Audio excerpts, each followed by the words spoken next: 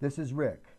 Hello and welcome to Champion Individual Rights, where I always focus on the importance of digesting reality in a moral context, with the understanding that every individual should have a right to their own life, privacy, and possessions, regardless of their ethnicity or the geography upon which they preside.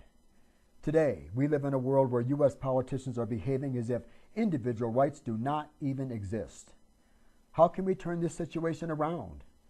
We have to begin by digesting reality in a moral context. This is a model of the formula that has been used to control the human race for thousands of years. This contamination takes place within synthesis, the forming process of understanding. It is while you are at a young, vulnerable age, before you have developed logical reasoning skills, that the force of government moves in and begins programming you as to how you are to think about things. It consists of a defective thought process filled with contradictions, an illusionary world where words often have no intrinsic meaning and individual rights are not even recognized, leading to a state of mind where reality is not deciphered in a moral context. The entire illusion is propped up through the good goal fallacy.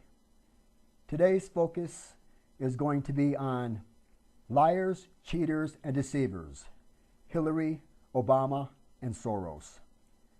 President Obama has placed more sanctions against Russia for supposedly hacking the American election results in spite of plenty of evidence that proves otherwise. Does he remember that U.S. politicians lied about why they invaded Iraq, which resulted in the deaths of 10,000 young American men and women that served in our military?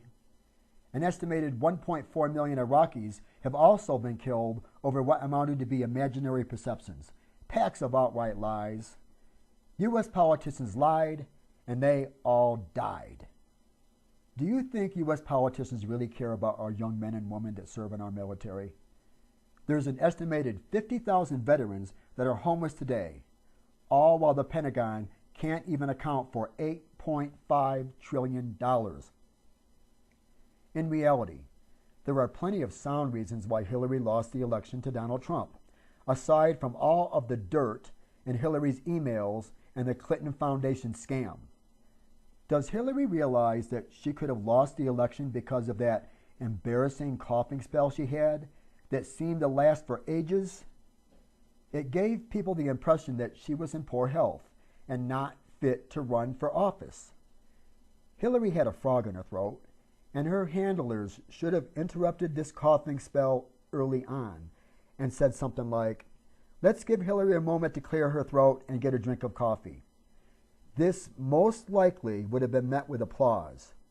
For some reason, her team did nothing to help her and simply watched her helplessly gag. Another major reason why she lost was because she referred to Donald Trump supporters as being deplorables, racists, and sexists. I don't know who writes her speeches, but she should fire them all. She was supposed to be trying to win Trump supporters over, not stomping on them like they were cockroaches. Probably one of the most important reasons that Hillary Clinton should have lost is that she was caught cheating during the presidential debates. Those were considered to be top secret questions. President Obama is blaming Russian hackers from cheating Hillary out of the election, when, in reality, she is the only one who got caught cheating in the debate with a little help from her friends at CNN, of which she pays plenty of the reporters. Does Hillary realize that cheaters and liars are not to be trusted?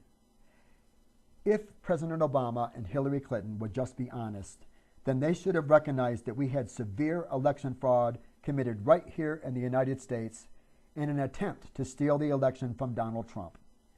In Detroit, for example, it was reported that in 37% of the precincts, there were more people that voted than there were people. After Donald Trump won the election, it was met with violence on the streets in America, and I found it amazing that some schools even shut down and sent the children out into the streets to join the protesters. Why would government schools send their children out into such chaos? Is it possible that they gave them marshmallows so that they could roast them on the burning cars and at the edge of storefronts set ablaze?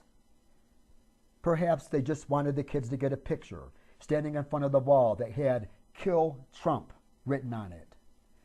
Let's not forget that these same kids have been brainwashed in school into believing that Iraq has been liberated, when in reality, it was a crime against humanity. Most of these children do not realize that out of 1.4 million Iraqis that died due to the invasion of Iraq, that included hundreds of thousands of innocent children, and that U.S. politicians lied about why they killed them all. Most of these kids sent out to protest on the streets probably don't realize that the former U.S. Secretary of State, Madeleine Albright, while on 60 Minutes, answered that the death of 500,000 children due to the sanctions placed against Iraq in the 1990s alone was worth the price of achieving the goals of U.S. politicians. As a champion of individual rights, in digesting reality in a moral context, I realize that I cannot kill one child to get all of the gold in Fort Knox because it would be considered murder. Recently, George Soros has been quoted as calling Donald Trump a would-be dictator and a con artist. Now, if Trump was quoted as telling an entire nation to accept the refugees into their country or face extinction, those would be the words of a true dictator. On September 14, 2016, Soros was quoted as warning Europe to accept the refugees or face extinction.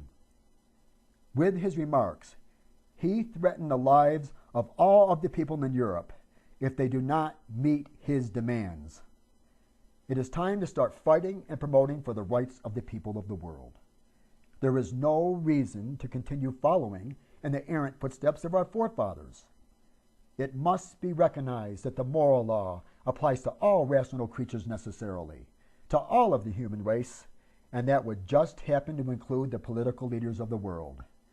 It is only through our moral cognition and our ability to digest reality in a moral context that mankind can achieve its ultimatum: world peace through the recognition of individual rights on a global basis, with the understanding that every individual should have a right to their own life, privacy, and possessions, regardless of their ethnicity or the geography upon which they preside. This is the exact opposite position of the morally bankrupt New World Order nonsense that is devastating our planet today. With the threat of nuclear war in the air, now is the time for a peaceful revolution of thought.